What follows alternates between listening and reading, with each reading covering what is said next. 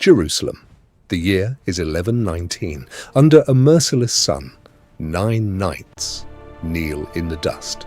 They are poor, unknown, almost invisible to history.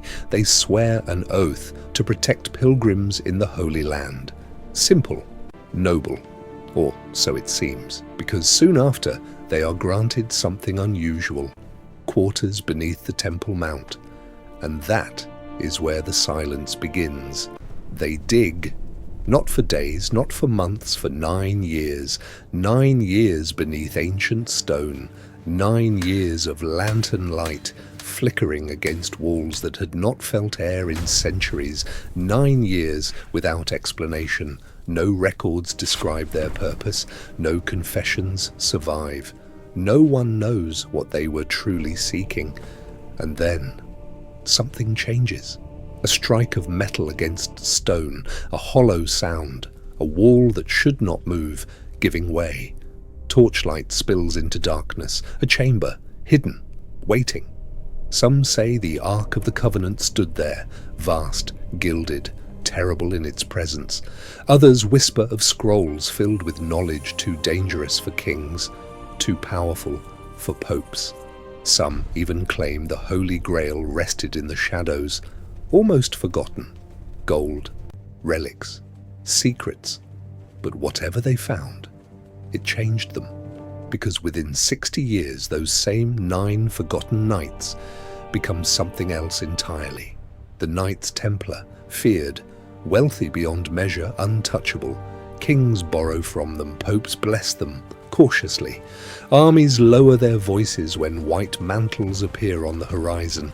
Their influence stretches across Europe and the Holy Land.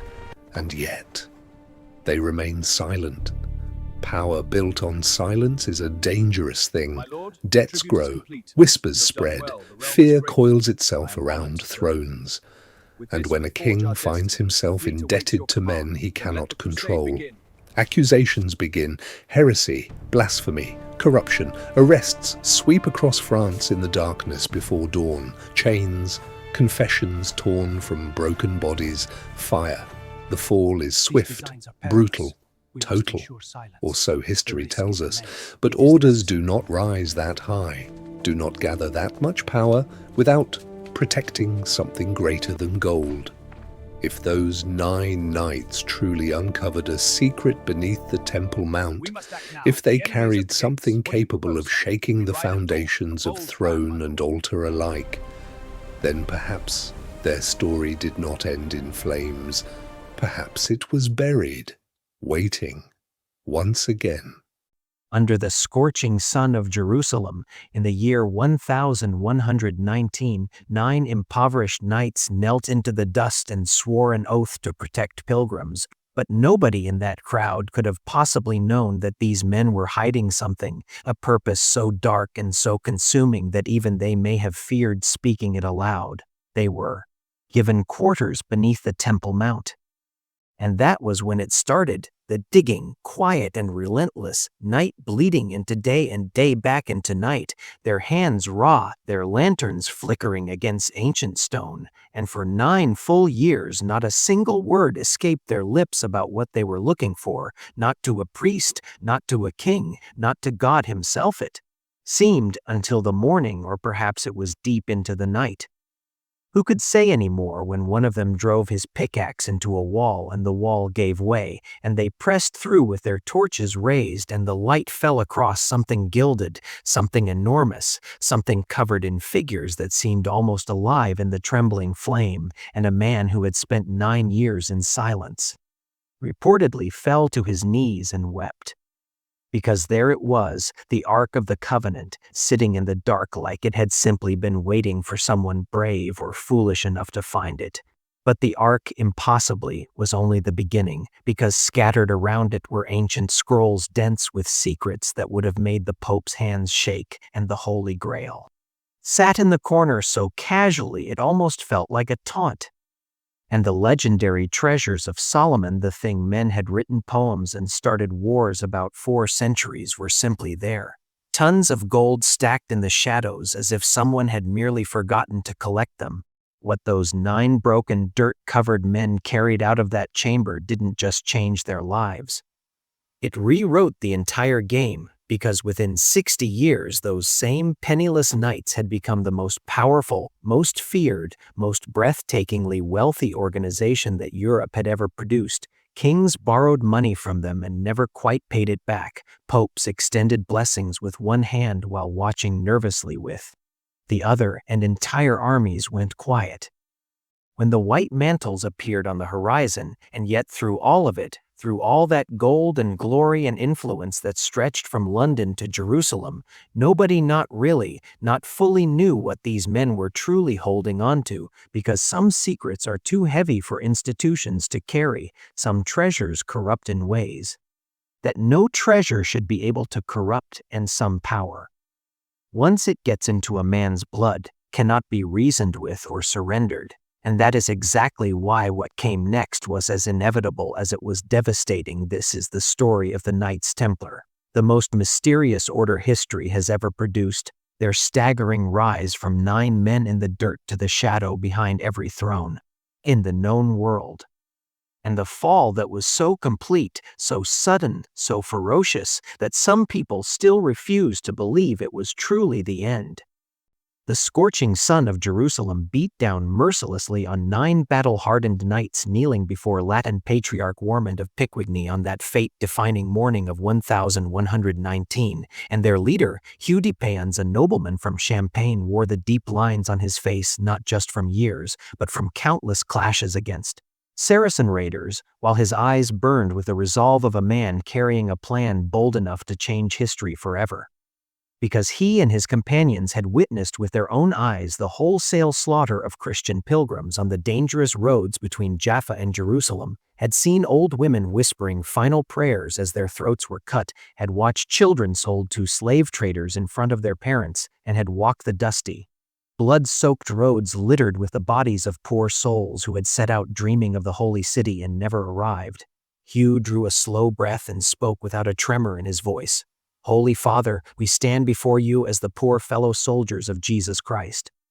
Our weapons and our lives devoted to a single purpose: to protect, to rescue, and to grant safe passage to our defenseless brothers and sisters making their way to the Holy Land." And as he said it, he caught the flicker of doubt in Patriarch Warman's eyes, because 9 men, however brave, were simply not enough to make safe the roads controlled by thousands of bandits and raiders. But Hugh pressed on. "We are not soldiers alone, we are monks as well. We wish to found a new order that binds monastic devotion to military strength, the poor fellow soldiers of Christ." Standing beside the patriarch, King Baldwin II of Jerusalem was listening carefully, his mind already running calculations, because the young kingdom born from the First Crusade bled constantly not only on battlefields but on pilgrimage roads, and every life lost was both an economic and a spiritual wound, since pilgrims brought gold, gifts, and faith, yet most never made it home. "Hugh de Payens," said King Baldwin in a voice firm but not unkind, "your intention is noble, but what are your resources? How many horses? How many suits of armor? How many companions do you have?" Hugh raised his head, and there was no arrogance in his eyes, only a deep, settled faith. "Before your majesty, all we possess are our personal weapons, worn chain mail, our war horses, and our belief in God, but I believe this sacred purpose will, in time, draw greater support." And beside him his closest friend Godfrey de St. Omer gave a slow nod. Godfrey was a quiet man, the kind who let his sword speak rather than his mouth, but anyone who knew Hugh understood that the bond between these 2 men ran deeper than blood. King Baldwin was silent for a long moment, then turned his gaze toward the Temple Mount, that blessed and mysterious place, and the thought came to him. "I could grant you gold or land," he said quietly, "but I am going to offer you something far more valuable than either: a headquarters within the Al-Aqsa Mosque complex upon the Temple Mount, for our chroniclers believe this site was built over the ruins of Solomon's temple, and if you are truly to do God's work, then live in God's house." These words struck everyone in the room like a stone into still water, because the Temple Mount was not merely a geographical location, it was a center of symbolic and spiritual power. and according to legend, Solomon's treasures, the sacred relics of the Hebrew tribes, and perhaps the lost Ark of the Covenant itself lay hidden somewhere in the depths of that holy mountain. Hugh de Payens felt his heart accelerate but showed nothing on his face, simply bowing with composure and saying, "We accept your majesty's generosity with gratitude," while inside, his thoughts were far more turbulent because he and his 8 companions knew considerably more than the public understood and carried a purpose far deeper than any of this. That very day, the 9 knights moved to the southeastern corner of the Temple Mount and gained access to the vast underground chambers beneath their new headquarters' ancient cisterns and the vaulted galleries known as Solomon's Stables, and this occupation immediately elevated the order's prestige among both nobles and clergy, though no one could have known what these men would actually spend the next 9 years doing. On the first night, by the trembling light of torches, Hugh gathered the 9 knights in a darkened room and spoke in a low voice. "Brothers, today we came here to protect pilgrims, but God has given us a greater task. To uncover the secrets lying beneath this sacred mountain, to recover lost wisdom, and to shape the future of Christendom." And the others, de Montbard, Payan de Montdidier, Geoffrey Bysol, and the brothers whose names history failed to record, listened in silence, because every one of them had known this moment was coming. De Montbard was the uncle of Bernard of Clairvaux, the renowned Cistercian abbot, and this was no coincidence. Bernard was one of Europe's most influential spiritual leaders and was aware of his nephew's mysterious mission in Jerusalem. Perhaps even one of the architects of the entire plan. In those first weeks, the knights patrolled pilgrimage roads by day and dug beneath their headquarters by night, and this unusual degree of secrecy created a puzzle that historians would still be questioning centuries later, because this small group ostensibly tasked with protecting pilgrims rarely ventured outside Jerusalem's walls at all. Then one night, toward the end of the 3rd month, the sound of the pickaxe changed. It had struck not stone but emptiness. And when Hugh raised his torch, he found himself looking into an enormous underground chamber whose ceiling soared beyond the reach of torchlight and whose walls were built from stone blocks cut with extraordinary craftsmanship. "My God," said Godfrey, his breath catching, "this is not human work, this is divine architecture." And indeed, everything in the room implied an ancient intelligence, an advanced engineering far beyond what anyone above ground was capable of. Water channels so perfectly designed they were still functional 1,000 years later. Stone cuts so precise that not even a knife blade could fit between them. As months passed, the excavations deepened. Using techniques learned from Armenian miners and Byzantine engineers, the knights reinforced unstable sections with wooden supports and followed ancient water channels descending further into the mountain, and along the way they moved through different strata of Jerusalem's turbulent history: Roman destruction layers, Herodian fill structures, and at the deepest level, First Temple period foundations cut directly into bedrock. By 1121, the excavations had revealed interconnected tunnel systems extending far beyond any assumed boundary, some of them natural caves that had been widened, others entirely man-made, forming a 3-dimensional labyrinth beneath the sacred platform. One day, Hugh entered an unexplored tunnel with his 2 most trusted men, de Montbard and Godfrey de Saint-Omer, and after hours of moving through darkness, they found themselves standing before a hidden chamber sealed with carefully fitted stone blocks. "This is not just a room," said, in barely a whisper. "This is a tomb or a treasury, but whatever it is, someone desperately did not want it found." And together the 3 of them, over weeks of painstaking effort, shifted that massive stone block. In late 1124, after 4 years of excavation, the sealed chamber was finally opened. Inside, a wall bore Hebrew inscriptions, and Hugh, working from the limited Hebrew he had learned in Jerusalem, realized the words meant something close to the Ark of the Covenant of God waits here. His heart was hammering in his chest, his hands were shaking, because if this was real, he was standing in the presence of the most sacred object in all of human history. When the torchlight reached into the depths of the chamber, they saw it inside a stone housing, gilded, adorned with 2 cherubim figures, a chest that matched every biblical description exactly. Godfrey sank to his knees and began to pray.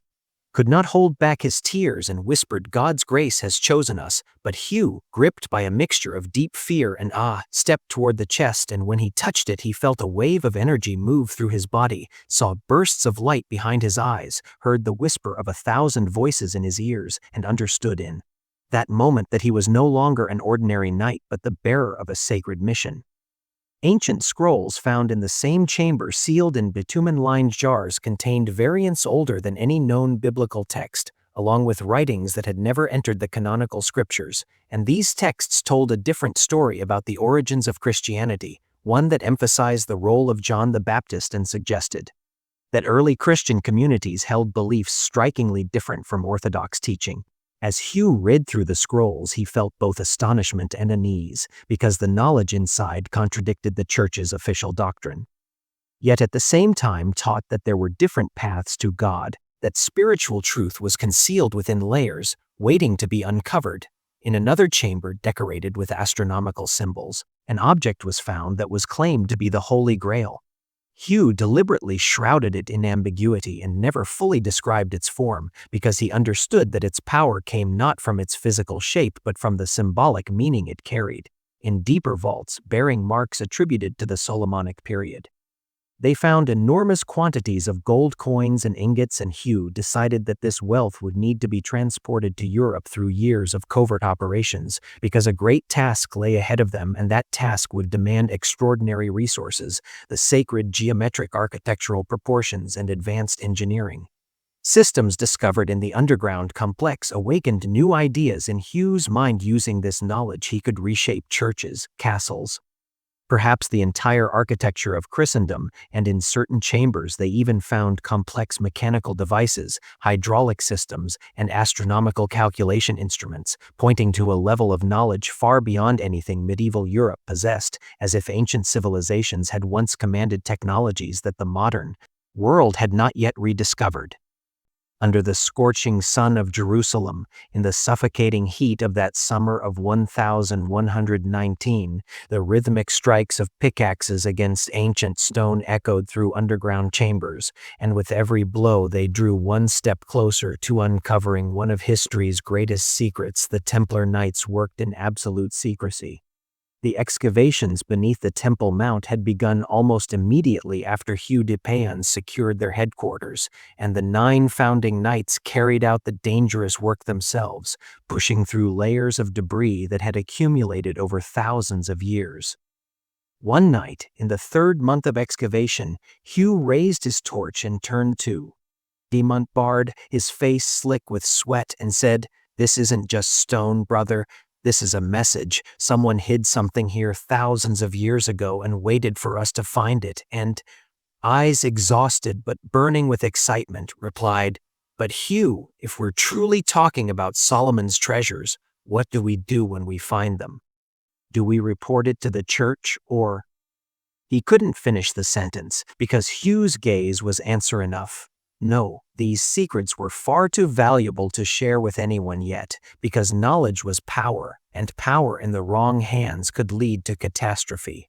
Their systematic approach was revolutionary for the Middle Ages, involving careful documentation of every passage discovered, detailed mapping of the tunnel networks, and meticulous preservation of every artifact encountered, and this rigor revealed that these knights were not mere treasure hunters but genuine scholars of the ancient world.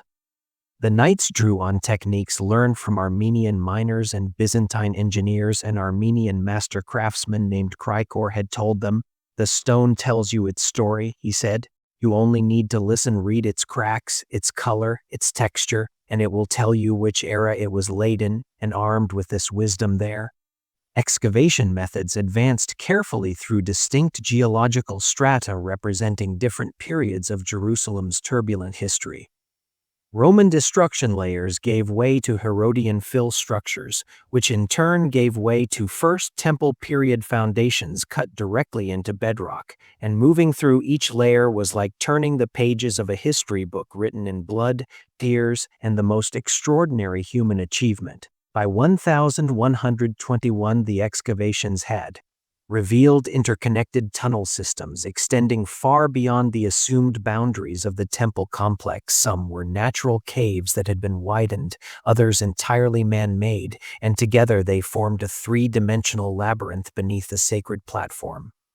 And one day, Godfrey de Saint Omer leaned against a tunnel wall, breathless, and said, "This wasn't just a temple," he said. "This was a city, an underground city, perhaps a place where an entire population could take refuge during a siege, and indeed the enormous cisterns they had found could hold thousands of gallons of water," demonstrating a level of hydraulic engineering in the ancient temple that took Hugh's breath away, and a question came to him: who built all this? The people of Solomon's time, or an even older civilization? The hidden chambers sealed with carefully fitted stone blocks suggested that particularly valuable or dangerous contents had been deliberately concealed, and in late 1124 the scene that awaited the knights when they finally opened one of these sealed rooms would change their lives forever. Hugh and Godfrey had spent weeks shifting that massive stone block, and when it finally gave way they found themselves before a wall bearing Hebrew inscriptions. "The Ark of the Covenant of God waits here," it read. And Hugh's heart was hammering so fast it felt as though it might tear through his chest. His hands were trembling, sweat was running down his forehead, because if this was real, he was standing before the most sacred object of the children of Israel, the legendary chest into which Moses had placed the 10 Commandments above, which God's Shekinah was said to have shone. When the torchlight reached into the depths of the chamber, inside a stone housing they saw it gilded, adorned with 2 cherubim figures, a chest that matched every biblical description with perfect precision. The wings of the cherubim extending toward each other over the lid, and the gold cladding gleaming brilliantly even after thousands of years. Godfrey sank to his knees and began to pray, his voice trembling, "Ave Maria, Gratia plena, Dominus tecum," while could not hold back his tears and whispered, "God's grace has chosen us." But Hugh, gripped by a mixture of fear and awe unlike anything he had ever felt, stepped toward the chest, and when he touched it he felt a wave of energy surge through his body as if thousands of volts of electricity had passed through every nerve. He saw bursts of light behind his eyes, heard the whisper of 1,000 voices in his ears, and understood in that moment that he was no longer an ordinary knight but the bearer of a sacred mission, perhaps the man holding the fate of all Christendom in his hands. The ancient scrolls found in the same chamber, sealed inside bitumen-lined jars, were even more astonishing. Hugh attempted to read them using the Hebrew he had learned from a Jewish scholar in Jerusalem. And what he read struck him with horror, because these scrolls contained variants far older than any known biblical text. The story of creation was told differently. There were details about the birth and crucifixion of Jesus absent from the canonical Gospels, and most startling of all, the role of John the Baptist was emphasized to an extraordinary degree, as though he were an even more important figure than Jesus himself. One night, as Hugh was reading through these scrolls, came to his side and said with alarm, "These texts are dangerous." He said, "If the church ever sees them, they will accuse us of heresy, they may even burn us." But Hugh replied in a calm, measured voice, "That is precisely why we will show them to no one. But we will use this knowledge because these texts teach us that there are different paths to God, that spiritual truth is hidden within layers, and armed with this understanding, we can be more than protectors of pilgrims, we can be true spiritual guides." In another chamber decorated with astronomical symbols, they found an object claimed to be the Holy Grail. Hugh never once gave a complete description of its form.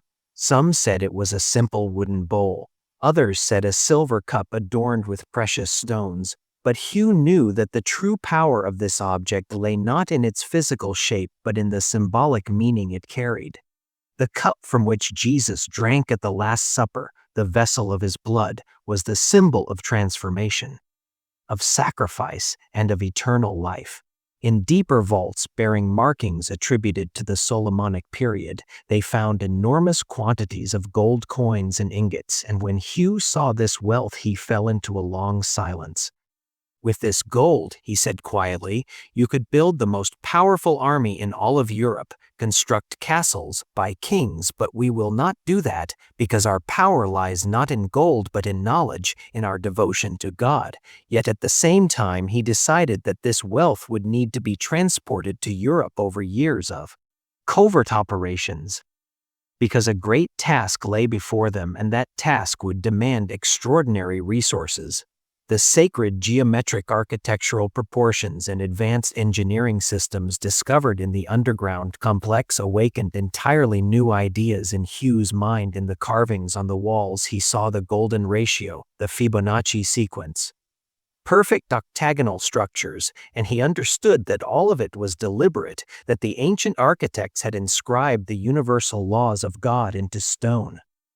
One day, while examining the ceiling of a chamber, Pei and Demontidier suddenly cried out, "Look!"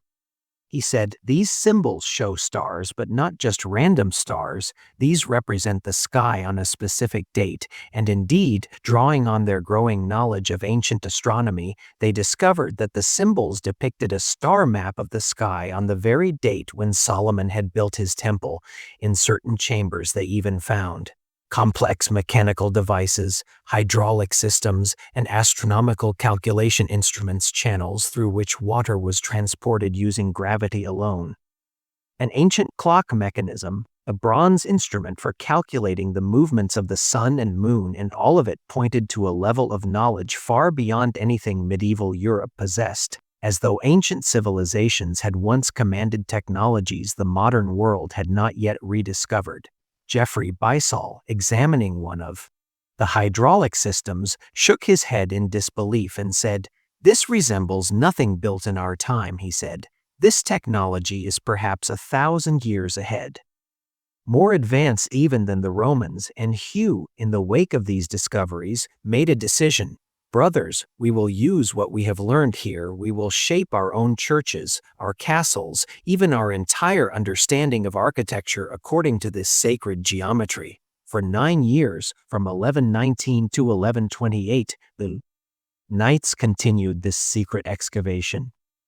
And the knowledge and treasures they accumulated along the way would amplify the financial power and spiritual authority of the Knights Templar to an extraordinary degree. The first consignment of gold had been secretly loaded onto pilgrimage ships and delivered to the port of Marseille.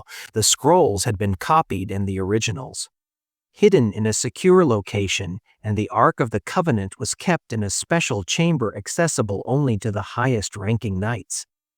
When Hugh de Payens made the decision to travel to Europe in 1127 to secure the Order's future, what he carried with him was not merely stories and promises but concrete evidence: certain gold coins, copies made from the ancient texts, and above all else, compelling accounts of the miracles they had encountered beneath the Temple Mount. The first person he sought out upon arriving in France was Bernard of Clairvaux, and this meeting would determine the entire fate of the Knights Templar. Bernard received Hugh in his private chamber, and for a long moment they simply looked at one another without speaking. Then Bernard said slowly, "My nephew told me certain things," he said, "but not the details, and now the time has come for you to tell me everything." Hugh drew a slow breath and began to speak the discoveries beneath the Temple Mount, the Ark of the Covenant, the ancient scrolls, the sacred geometry. He laid out all of it, and as Bernard listened his expression shifted, first astonishment, then wonder, then a deep and settled thought. "Hugh de Payens," said Bernard at last, "if what you say is true, and I believe it is, then you and your brothers have taken on the most important mission in history, but you must be extraordinarily careful about how you use this knowledge, because the Church is merciless toward anything that challenges its doctrine, and even, in the Pope's eyes, the mere suspicion of heresy can lead to a death sentence." Hugh nodded. "That is precisely why we need papal approval," he said with resolve, "and your support, because only from within the Church, under its protection, can we carry out this sacred mission, and we will not share all our secrets with anyone. We will only show that we serve God, protect pilgrims, and defend the faith." Bernard was silent. For a long time, looked out the window, and said, I will arrange a council for you at Troyes, because that is the heart of Champagne and your own birthplace. Hugh, there I will defend your order. I will give you a rule. And I will declare to the world that you are a new kind of knight. On the 13th of January 1129, a historic council convened in Troyes Cathedral, and when Hugh de Payens stepped before it with his 9 knights, they were no longer humble protectors of poor pilgrims, but warriors armed with mysterious power, carrying a spiritual authority that seemed to fill the room like a physical presence. Bernard rose and in his passionate address declared, "To fight against unbelievers is not murder, but the elimination of evil. A Templar is martyred not when he kills, but when he is killed." And this theological justification convinced the great majority of the council.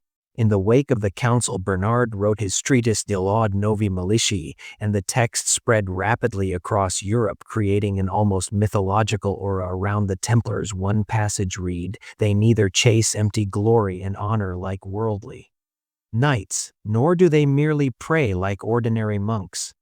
They are a new kind of soldier, warriors of both the spirit and the body." Hugh continued his journey across Europe and produced the same effect everywhere he went. Noble families, inspired by Bernard's passionate advocacy and the growing legend of Templar courage, donated vast estates, gold, and their own sons to the cause, and in certain meetings Hugh whispered far deeper secrets to the nobles he trusted most. "In Jerusalem," he said in a low voice, "we found Solomon's wisdom, the lost relics, the ancient power, and this power will shape the future not only of us, but of all Christendom." Within 10 years, the Knights Templar possessed properties stretching from Scotland to the Levant, with commanderies becoming not merely recruitment centers but economic powerhouses, and agricultural production was transformed through revolutionary innovations because Hugh had begun applying the irrigation techniques he had learned in Jerusalem. At a French commandery, local villagers looked on with wide eyes and asked, "Are these Templar knights sorcerers?" They said, "Their land yields 3 times what ours does. They bring water down from the mountains as if they command nature itself," and indeed, drawing on ancient Solomonic engineering, Templar farms were producing extraordinary surpluses that seemed to defy explanation. Their architectural projects demonstrated a sophisticated understanding of sacred geometry, with their churches and castles incorporating mathematical proportions and symbolic elements suggesting esoteric wisdom, and the octagonal design found in many Templar churches reflected the structure of the Dome of the Rock, hinting at the secrets obtained through their Temple Mount research. An English stonemason working on the construction of Temple Church in London shook his head and said, "The plans we have been given," he said in amazement, "are not ordinary plans. Every measurement, every angle is aligned with sacred numbers. The golden ratio is everywhere, as though this church is not merely a building but a prayer written in stone." Their military innovations reflected both practical experience and what many believed was ancient strategic wisdom. Disciplined cavalry charges coordinated through an advanced signal system devastated Saracen forces, and in a battle near Gaza in 1150, just 80 Templar knights routed 500 Muslim cavalry, because their tactics were so flawless that the enemy felt as though they were fighting a single, unified living creature rather than a company of men. Their most revolutionary achievement, however, was in banking. Hugh had drawn inspiration from ancient trade records found in Jerusalem and developed an international money transfer system, and in 1150 a French pilgrim walked into a Templar house in Paris and said, "I am going to Jerusalem," he said, "but there are bandits on the road. How can I carry my gold safely?" And the Templar brother offered him a solution as simple as it was revolutionary. "Leave your gold with us. We will give you a letter protected with special seals, and when you arrive at the Templar headquarters in Jerusalem and present this letter, you will receive your gold back." The pilgrim stared in astonishment and asked, "But how will you know the letter is genuine?" And the brother smiled and said, "Our seal contains a special cipher. Forgery is impossible, and besides, all Templar houses communicate with each other regularly. We will notify Jerusalem of your deposit immediately." This system eliminated the need to carry gold through bandit-infested territory, and their reputation for incorruptible honesty made them indispensable to kings and merchants alike, and by 1160 King Louis VII of France turned to the Knights Templar and said, "Manage the royal treasury," he said, "because I cannot trust my own men, but your integrity is beyond question." And so the Templar treasury in Paris effectively became the central bank of Europe, financing crusades, royal marriages, and great construction projects, with even the loans extended for the construction of Notre Dame Cathedral flowing from the Templar treasury. The accumulation of wealth advanced at a pace the world had never seen. And by 1180 the Knights Templar held more than 9,000 manors across Europe, operated a fleet that rivaled the ships of the Italian city-states, maintained standing military forces larger than most royal armies, and possessed above all else the mysterious knowledge that everyone wondered about but no one fully understood. Yet beneath this extraordinary success, dark shadows were also growing. The spiritual practices of the Knights Templar had evolved into something that diverged from traditional monastic life. The initiation ceremonies undergone by new members were conducted in absolute secrecy, and certain witnesses claimed that unusual rituals took place during these ceremonies. One night, after his initiation, a young knight candidate named Jean Declans whispered to his closest friend, "They asked me strange questions about the nature of Christ, about the role of John the Baptist, and then, in a darkened room, they asked me to show reverence to a mysterious object. I couldn't see what it was, but the terror and awe I felt in that moment I will never forget. Their unusual veneration of John the Baptist set them apart from the accepted practices of the time in many Templar churches. Depictions of John outnumbered those of Jesus himself, and this spoke clearly to the influence of those ancient texts found in Jerusalem, texts that presented John not merely as a forerunner but as a prophet of perhaps equal importance. In their private chapels accessible only to full members, Christian iconography intermingled with mysterious symbols that challenged conventional interpretation: octagonal stars on the walls, cup emblems, and most startling of all, certain depictions of Christ's crucifixion contained unusual details, as though additional layers of information had been woven into the official story. The Knights Templars' relationships with other religious orders were complex and frequently tense. The Cistercians generally supported them owing to Bernard of Clairvaux's patronage, but when Bernard died in 1153, that support began to weaken. The Hospitallers regarded them as rivals for resources and influence, and in 1168, during a campaign into Egypt, an open clash between Templar and Hospitaller forces nearly erupted because each side demanded the larger share of the spoils. The secular clergy resented their exemption from episcopal authority. An English bishop declared in 1175 with barely contained fury, "These Knights Templar answer to no one but the Pope. They build churches on our own lands, they collect tithes, and we cannot say a word. This is an injustice." The mendicant orders argued that the Templars' enormous wealth fundamentally contradicted any notion of apostolic poverty. And a student of Francis of Assisi once asked with cutting sarcasm, "The poor fellow soldiers of Christ, men who live in golden castles, ride the finest horses, and dine at the same table as kings, these are poor soldiers." These tensions created enemies who would one day enthusiastically support their destruction, and their most dangerous enemy of all was one who owed them money. When King Philip IV of France, Philip the Fair, ascended the throne in 1285. He inherited an enormous debt to the Knights Templar, and that debt was a constant source of anxiety gnawing at the back of his mind.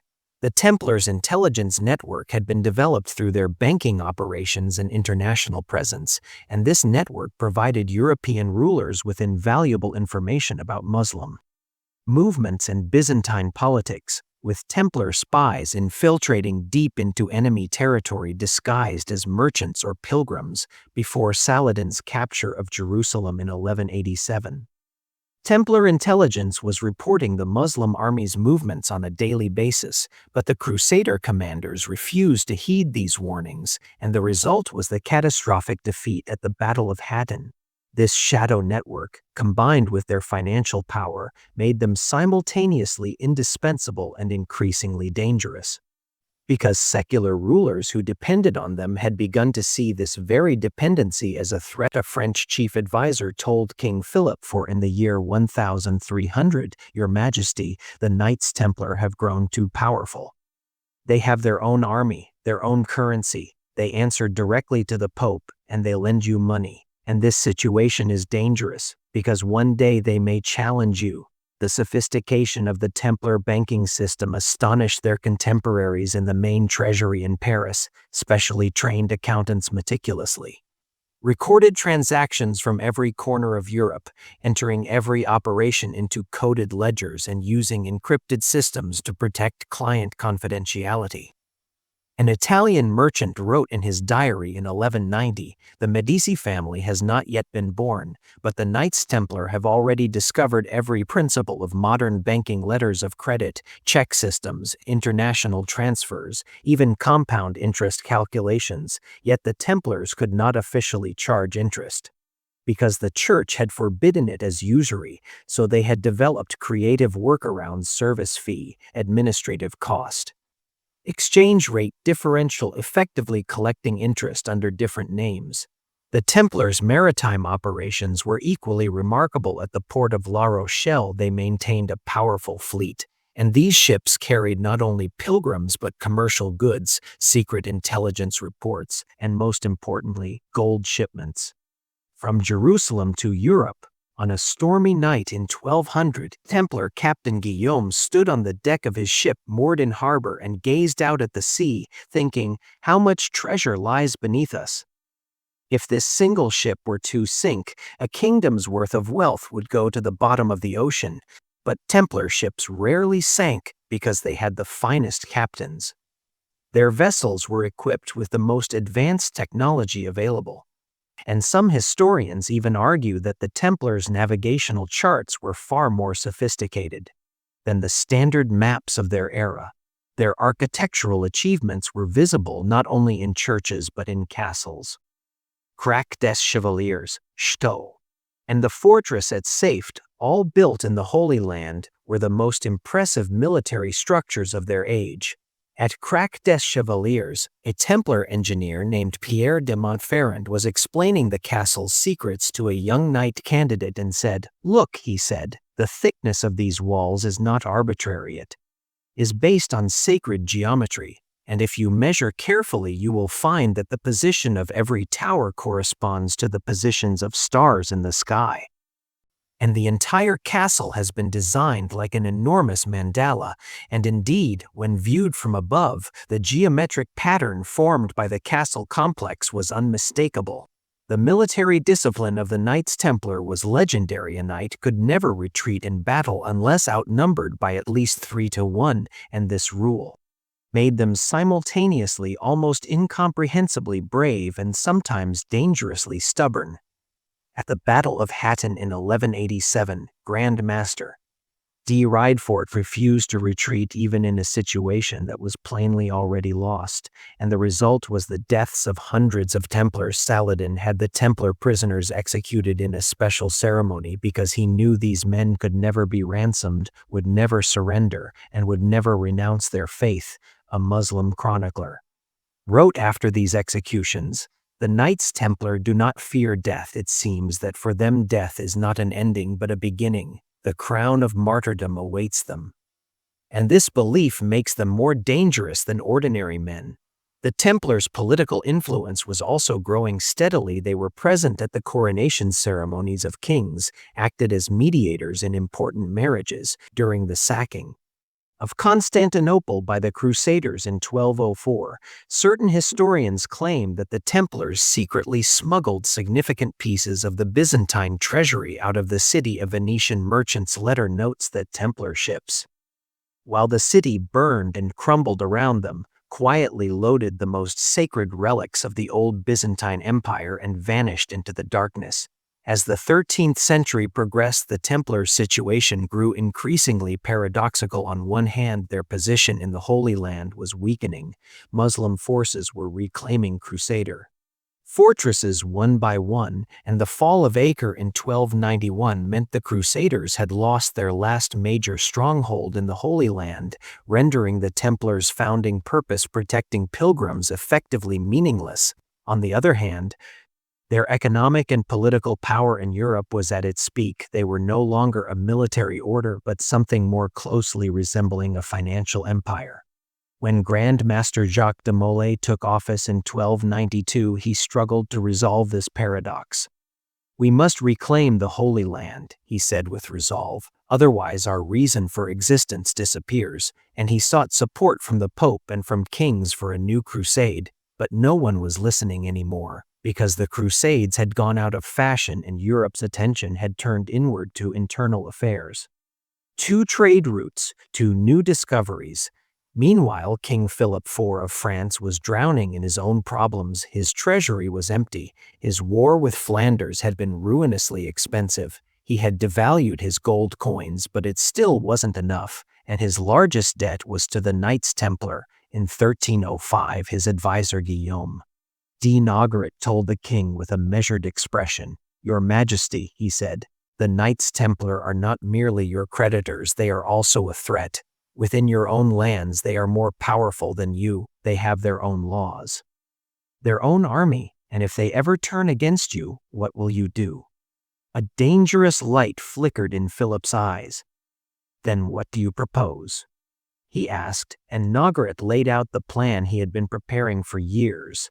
In the early days of October 1307, the Templar master in Paris, Guillaume de Paris, was troubled by strange dreams. One night he dreamed of that first chamber beneath Jerusalem, the Ark of the Covenant gleaming in the darkness, but then suddenly, the darkness closed in and an ice-cold shiver gripped his entire body, and the voice of John the Baptist was heard. "Gold will be your ruin. Knowledge cannot protect you, because the greed and envy in the human heart penetrates every armor." At dawn on Friday, October 13, 1307, in a coordinated operation planned in advance, thousands of Templars were arrested simultaneously across France, stunned and frozen in disbelief. The knights were taken to royal palaces, and the charges laid against them were so severe that they chilled the blood of all who heard them. Heresy, denying Christ, worshipping idols, engaging in sodomy, venerating a demonic head called Baphomet. And most shocking of all, performing a ritual of spitting on the cross during initiation ceremonies. Jacques de Molay was 63 years old when he was arrested, had devoted an entire lifetime to the order, had fought in hundreds of battles, and now, sitting in a dungeon in chains, he questioned everything he had ever known.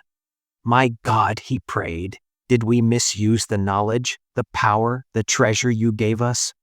Is this punishment part of your will, or merely the greed of a king?" The tortures were horrifying: waterboarding, burning the soles of feet, threats of crucifixion, and many knights, unable to endure it any longer, confessed, but these confessions were extracted almost entirely under torture. Geoffroy de Charny, one of Jacques de Molay's closest friends, challenged his torturers defiantly. "Do what you will," he said, "but I know our order is clean. Yes, we had sacred secrets, but these were in service of God, not heresy." Yet in the end he too, under unbearable pain, was forced to confess to things that were not true. In 1310 in Paris, 54 Templars were burned alive for having retracted their confessions, and as the flames rose, one knight cried out with his last breath, "What we found beneath Jerusalem has not been lost, it has been hidden, and one day those who truly seek it will find it." On March 18, 1314, Jacques de Molay and Geoffroy de Charny were bound to stakes on an island in the Seine in Paris to be burned before a public gathering. The crowd that had assembled contained some who cursed them, some who wept, and some who simply watched out of curiosity. Before the flames were lit, Jacques de Molay asked permission to speak his final words, and in a voice weak but utterly unwavering he said, "Pope Clement, King Philip, I summon you before God's tribunal, Pope. You will join me within 1 year, King, within 40 days, and then, to the astonishment of the assembled crowd, he added, our order is clean, our secrets are sacred. What we found in Jerusalem was God's grace, and that grace will not be lost, it will remain hidden until the world is ready to receive it. The flames rose, the smoke climbed toward the sky, and witnesses said that Jacques de Molay never once screamed, that only his lips moved as though he were murmuring his final prayer. One of history's most remarkable coincidences then unfolded exactly as Jacques de Molay had foretold. Pope Clement died 1 month later, on April 20th, 1314, and King Philip died on November 29, 1314, following a hunting accident, both men succumbing to mysterious and agonizing illnesses. Whispers spread among the people. The Templar curse is real. Molay has had his revenge, but the truth was far more complex because the deaths of the Pope and the King may have been coincidence, or may have been the revenge of the secret networks left behind by the Knights Templar, or may have been nothing more than history's dark irony. No one could say for certain. The Templars' wealth was officially transferred to the Hospitaller Order, but in reality the King of France seized the greater part of it. And interestingly, a great many valuables, documents, and treasures never appeared in any accounting records. Some historians claim that before the arrests, certain quantities of gold and sacred relics had been secretly moved.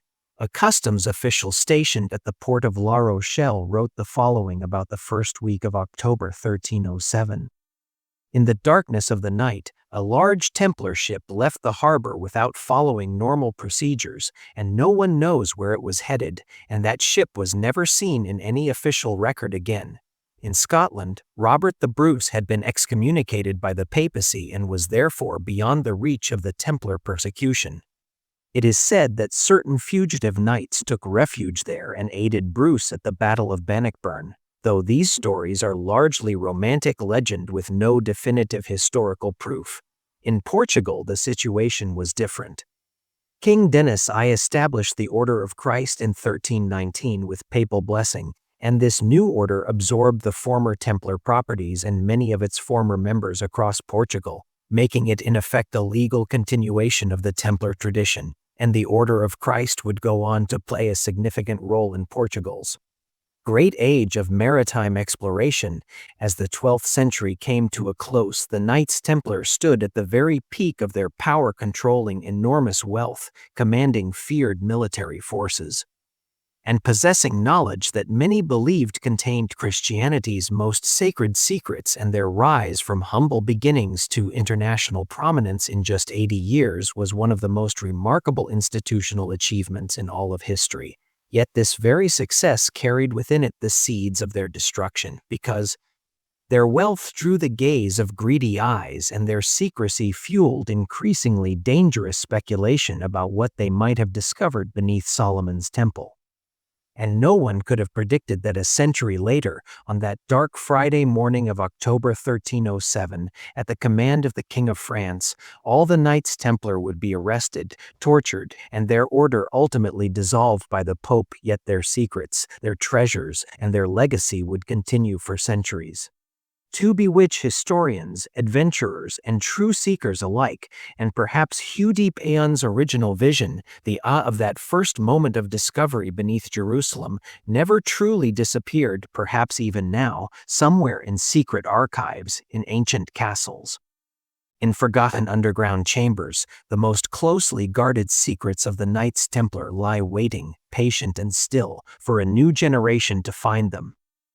On the day in 1314, when Jacques de Molay's ashes were scattered into the waters of the Seine, perhaps the greatest mystery in all of history began, because the enormous wealth of the Knights Templar, their sacred relics, their ancient knowledge, and most importantly the secrets they had uncovered in Jerusalem, vanished in an instant, and neither the agents of King Philip of France, nor the investigators of Pope Clement, nor any of the enemies who had worked to destroy the order, could find a single trace of these treasures. In the days before that dark Friday morning of October 1307, Whispers had begun spreading through the streets of Paris that arrests were coming. An Italian merchant wrote in his diary on the night of October 10th. "There is unusual activity at the Templar headquarters," he wrote. "Carts loaded with hay are leaving through the city gates at midnight. But why are hay carts so heavy?" And indeed, according to certain witnesses, the Knights Templar had concealed their most valuable possessions inside those hay carts and smuggled them out of Paris right under the king's men's noses. The gold, the ancient texts, the sacred relics, and perhaps even the Ark of the Covenant itself. During the hearings of the Templar trial, a knight named Jean de Chalon testified with a trembling voice.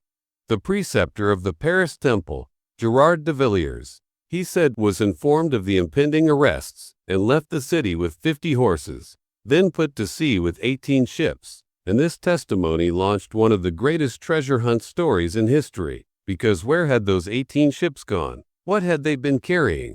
And most urgently of all, where were the treasures now? The port of La Rochelle became the most hotly debated location. This strategic harbor on the Atlantic coast had been one of the Knights Templar's main ports for the wine trade for over a century. And if a fleet had truly escaped, it had most likely departed from here. A harbor official described the first week of October 1307, years later, saying, "Large ships move silently in the darkness of night," he said, "without completing any customs formalities, without submitting any manifest, as if they were ghosts." Though how much of this account was real and how much was imagination, no one could say for certain. Modern historians approach this story with caution. French historian Ailing de Merger argues that the wealth of the Knights Templar, he says, lay far more in land holdings, banking receivables, and real estate than in piles of gold. So any physical treasury that could have been loaded onto ships may not have been as large as people imagine. But this explanation does nothing to resolve one of history's greatest mysteries, because the portable valuables found in Jerusalem, the sacred relics, the ancient texts, and an object like the Ark of the Covenant genuinely did disappear and appeared in no official inventory anywhere. The Scotland theory is the most romantic and most contested of all.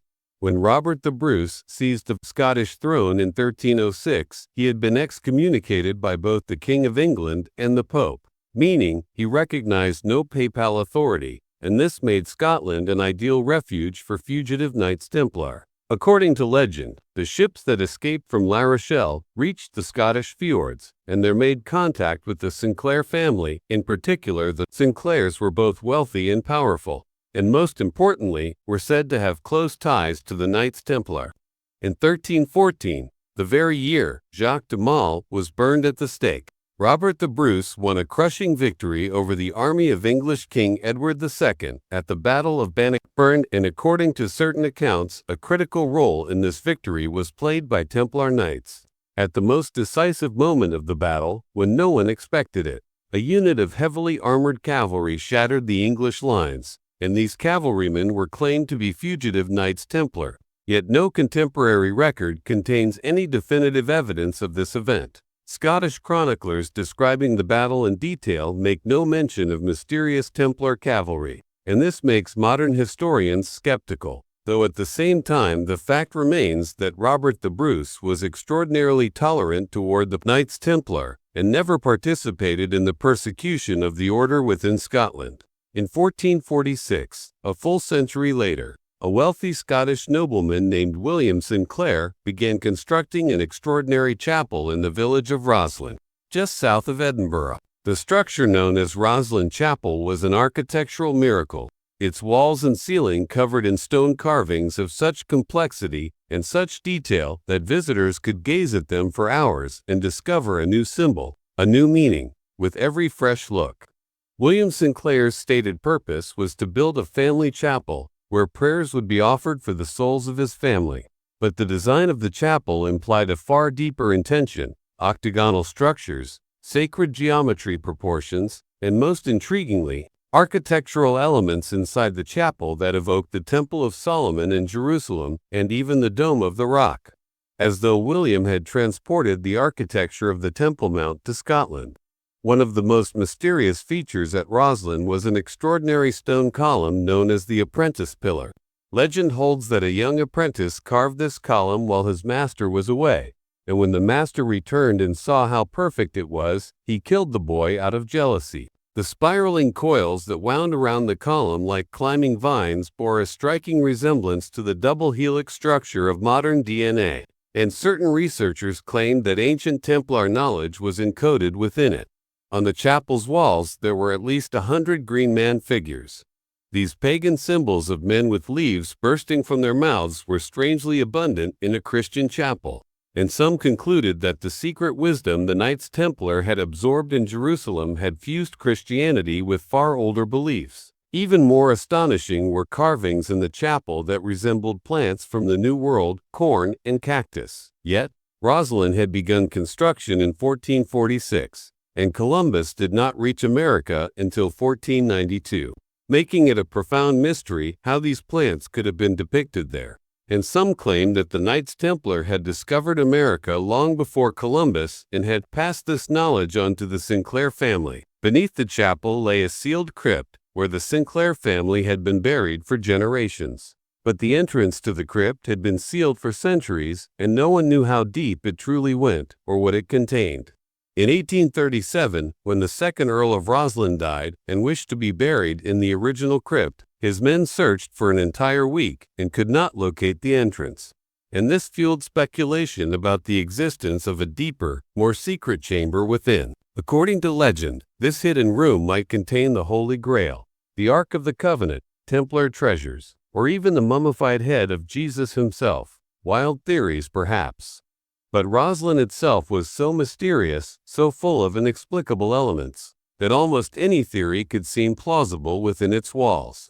In the modern era, particularly following the publication of Dan Brown's novel, The Da Vinci Code in 2003, Rosslyn Chapel became world. In the novel, the chapel was depicted as the final resting place of the Holy Grail, and millions of readers wanted to believe the story. The 2006 film adaptation, starring Tom Hanks, increased tourist numbers by 50%, with people arriving from every corner of the world to examine every inch of the chapel, searching for hidden messages and Templar symbols. Historians approach these theories with caution. Dr. Louise Yeoman notes that Rosslyn was built 150 years after the fall of the Knights Templar, she says, so any direct Templar connection is tenuous. Yet at the same time, it is a known fact that the Sinclair family had connections to the early Scottish Masonic lodges, and that certain rituals of modern Freemasonry trace their origins to Templar traditions. On Rosslyn's ceiling, there are 213 cube-shaped stone blocks, each bearing a different geometric pattern carved into its face. For years, no one knew what these cubes signified, until certain researchers discovered that they might represent musical notes. In 2005, a father and son named Tommy and Stuart Mitchell proposed that these patterns represented musical frequencies recorded by creating vibrations in sand on a brass plate, according to their theory. Each pattern corresponded to a specific note, and when the cubes were read together, they formed a sacred hymn.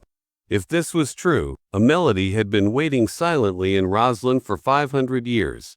The Mitchells attempted to decode it, and the resulting music was a strange yet beautiful composition with genuinely medieval overtones. A Japanese company CEO, named Masaru Emoto, believed this music contained healing vibrations.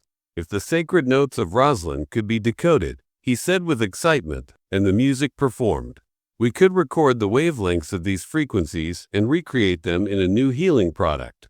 Though the scientific community regarded these claims with considerable skepticism, the fate of the Templar fleet remains an unsolved enigma. Some theories hold that the ships sailed north from Scotland to Norway, then followed Viking routes across Greenland to reach North America.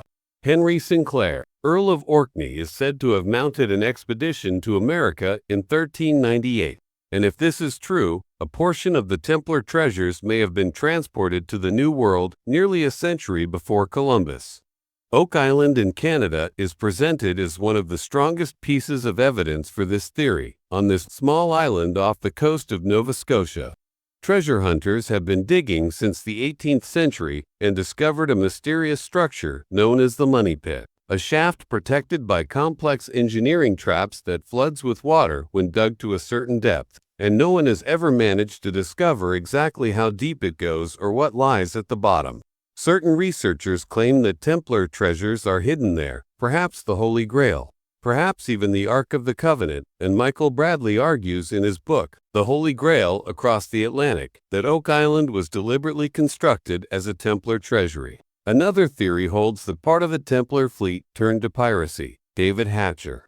Childress argues in his book Pirates and the Lost Templar Fleet that the ships conducted piracy operations in the Mediterranean, raiding wealthy vessels coming from the Vatican, and that the famous skull and crossbones flag was originally a Templar symbol.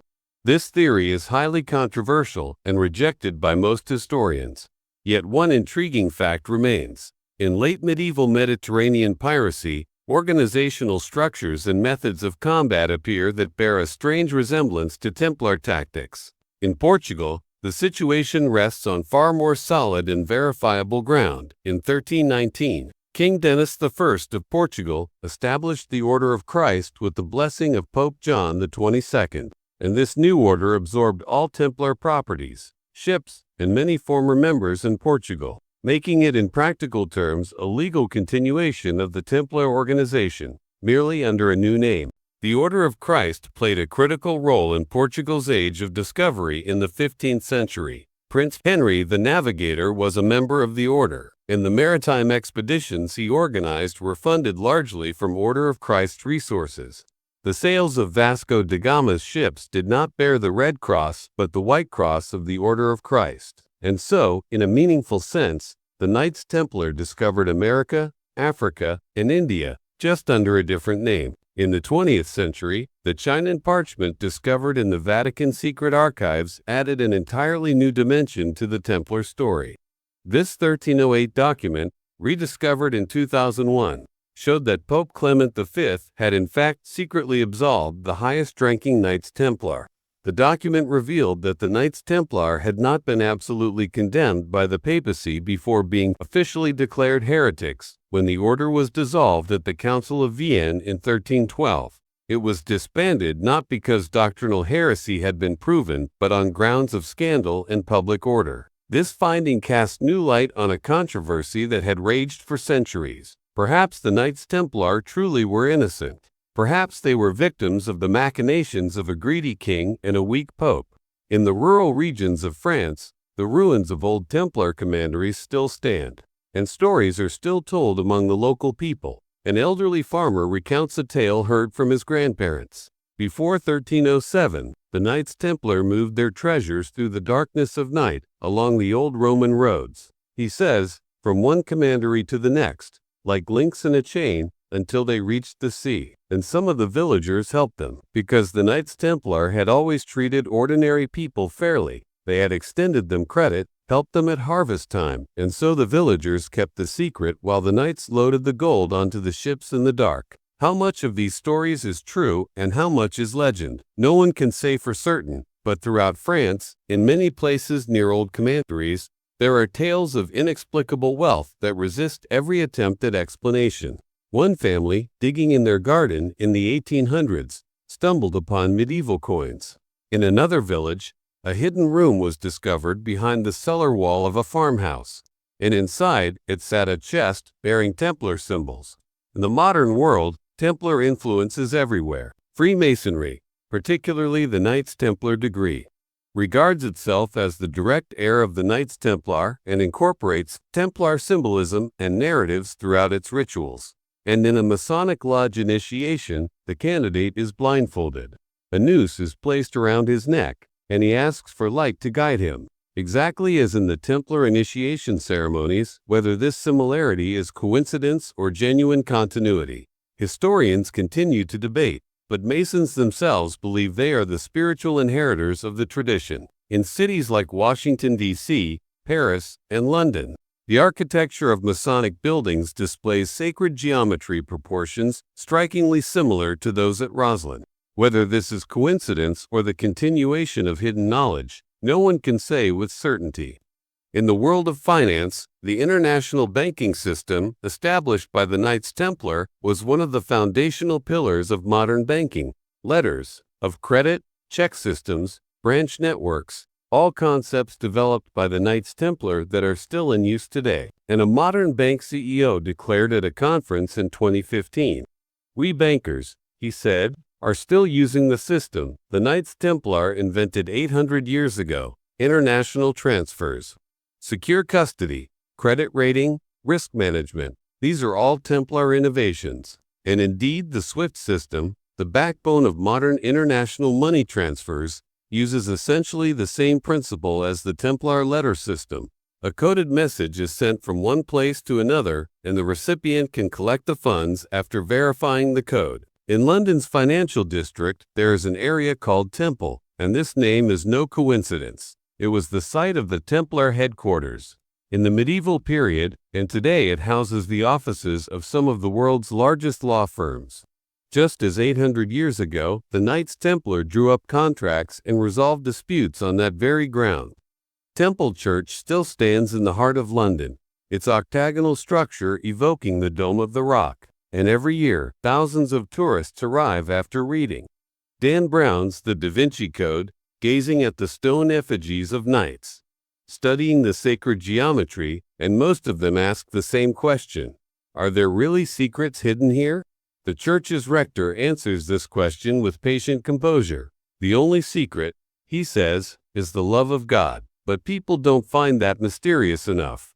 They want something more. And this is an ironic yet profound observation, because perhaps the greatest achievement of the Knights Templar was exactly this: making the ordinary seem extraordinary, rendering banking mystical, transforming architecture into something spiritual, consecrating warfare as something sacred. In America, the Oak Island mystery has been drawing treasure hunters for over 200 years. In 1795, a young boy named Daniel McGinnis discovered a strange pit on the island and began to dig, finding a wooden platform at 10 feet, another at 20, another at 30, as though someone had deliberately hidden something and set traps to frustrate anyone who tried to reach it. Since that day, 6 people have lost their lives. Millions of dollars have been spent, and still no one has reached the bottom of the pit. Because at 90 feet, water traps are triggered and the entire shaft floods. These water traps are so perfectly engineered that even modern engineers marvel at them. And a Canadian engineer said, "This," he said, "may have been built with pre-17th century technology, but the principle is so sophisticated it seems as though whoever built it possessed knowledge centuries ahead of their time." And this, of course, points directly to the ancient knowledge the Knights Templar learned in Jerusalem. In 1897, at a depth of 153 feet, a stone tablet was recovered bearing a coded inscription. For years, it could not be deciphered, until a linguist proposed a translation reading 40 feet below, 2 million pounds are buried. But even this translation is contested, some calling it a forgery, some calling it genuine, and no one knows for certain. In 1971, a diving team claimed to have filmed a man-made chamber at the bottom of the pit in the murky footage. Shapes resembling chests and a human body appeared to be visible, but the video quality was so poor that nothing definitive could be said. In 2006, 2 entrepreneurs named the Lagina brothers purchased the island and launched a professional excavation operation. History Channel produced a reality show called The Curse of Oak Island that reached millions of viewers worldwide, with each season delivering new discoveries. A medieval cross unearthed here, a stone bearing a Templar symbol there, lead markers emerging from the ground, but the treasure itself has never been found. And some are now asking, what if the treasure was already removed years ago? Or what if it was never there at all? An Oak Island researcher said thoughtfully, "Perhaps," he said, "the treasure was never a physical thing. Perhaps it was knowledge, maps, coded documents. And whoever found it first took it away and never told anyone." Some conspiracy theorists go much further, claiming that the Knights Templar never truly disappeared but merely went underground, changed their name, and continued to control the world today as part of a secret global elite, according to these theories. Behind the Illuminati, the Freemasons, and even certain modern banks, There are hidden families descended from the Templars. And one theory holds that Swiss banking has its roots in Templar treasuries because after 1307, certain Knights Templar fled to the Alps and built secret vaults inside the mountains. And today's Swiss banking secrecy laws are in fact a continuation of this tradition. But historians firmly reject these claims. And an economic historian says plainly, Swiss banking, he says, developed in the 16th century on Calvinist principles and has nothing to do with the Knights Templar, though conspiracy theorists stubbornly reply, but the evidence was suppressed, because these powers still exist and they don't want anyone to know. When one examines the city plan of Washington, D.C., Masonic symbols appear, broad boulevards, the positioning of certain buildings, all forming a geometric pattern, and some claim this pattern is based on Templar sacred geometry, pointing out that the Pentagon is five-sided, that the distance between the White House and the Capitol conforms to specific mathematical ratios, and that the Washington Monument is an obelisk, an ancient symbol of sun worship. This is not coincidence, says one symbol researcher. America's founders were mostly Masons, and they designed the Capitol using Templar knowledge, because they believed geometry is not merely mathematics but a divine language. Historians reject these claims categorically. Yet, in popular culture, the Templar mystery continues to burn with undiminished life. Dan Brown's novels were only the beginning, and when the Da Vinci Code was published in 2003, it sold more than 80 million copies worldwide, plus bringing the Knights Templar into the everyday conversations of ordinary people. And suddenly, everyone was talking about Templars, about Rosalind, about the Holy Grail, the Indiana Jones films, particularly Indiana Jones and The Last Crusade from 1989, brought the Holy Grail into mainstream popular consciousness. The film showed Harrison Ford searching for the Grail alongside Sean Connery playing his father, and millions of moviegoers sat in darkened theaters holding their breath as Jones finally reached it. The Assassin's Creed video game series used the Knights Templar as its primary antagonist. In the games, the Templars have been attempting to control the world for thousands of years, using powerful artifacts called Pieces of Eden, while the assassins fight for freedom. The series became so successful that it spawned more than 20 versions and sold over 200 million copies. And an entire generation now knows the Knights Templar not as a historical organization but as video game villains. National Treasure films from 2004 and 2007. Starring Nicolas Cage as an adventurer searching for Templar treasures hidden in America, were family entertainment in which the Founding Fathers had safeguarded Templar secrets, and a hidden map lay on the back of the Declaration of Independence. Entirely fictional, but crafted so convincingly that millions of people found themselves wondering, could there actually be something to this? TV series, documentaries, podcasts, YouTube channels. All of them discuss the Knights Templar endlessly. History Channel documentaries, like Lost Treasure of the Knights Templar, follow self-described, real treasure hunters and create the atmosphere of this time. We'll find it in every episode, yet they never actually find anything, because if they did, the mystery would end. And the mystery was always the program's real power. In the 21st century, modern archaeology has called into question most of the Templar legends. There is no definitive physical evidence that systematic excavations were conducted beneath the Temple Mount. The Israel Antiquities Authorities' records contain no geological traces of large-scale excavation activity during the years 1119 to 1128.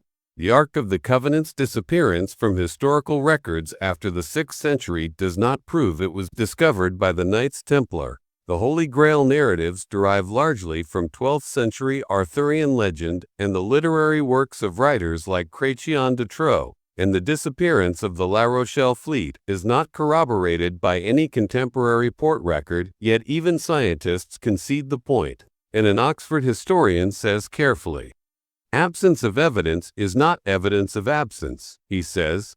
Just because we haven't found definitive proof doesn't mean something didn't happen. Vast swaths of history were lost, burned, forgotten. Perhaps the Knights Templar really did find something, but the evidence was destroyed. Or perhaps there was nothing to find. Both remain possible. Carbon-14 tests conducted on certain stone fragments found at Roslin showed them to be older than the 15th century, meaning some of the materials used in the chapel's construction were brought from earlier structures. And some researchers suggest perhaps these stones came from a 14th century Templar building. DNA tests have investigated the genetic connections between certain families in Scotland and France, finding a genetic relationship between the Sinclair family and specific French noble families that at minimum demonstrates the families were connected through marriage centuries ago, though it proves nothing about the transmission of Templar secrets. Underwater research scanning the Mediterranean and Atlantic for medieval shipwrecks has located several objects bearing Templar symbols, but these may simply be commercial goods carried aboard merchant vessels and do not prove the ships were treasure carriers. Yet the disappearance of certain portable valuables, unresolved financial records, and the sudden nature of a dissolution carried out under political pressure do not entirely eliminate the possibility that a certain amount of wealth changed hands without entering official records. And perhaps the true treasure of the Knights Templar was never physical gold, but rather the organizational model they built, the financial system they created, the architectural knowledge they preserved, and the institutional legacy they left embedded in European history. Today, a tourist visiting Roslin Chapel and gazing at the stone carvings, what do they see? Only beautiful works of art, or the traces of a secret wisdom from centuries past? A historian contemplating the ruins of the old Templar headquarters in Paris, what do they feel? Only historical stones, or the echo of Jacques de Maillet's last words? A treasure hunter digging on Oak Island, what are they hoping for? Only gold, or the chance to solve the greatest mystery in history? The answers remain uncertain, but one thing is clear. The story of the Knights Templar is not only about the past, but about the present, because the questions they raised are still alive. What is the relationship between knowledge and power? How does one balance spiritual seeking with material success?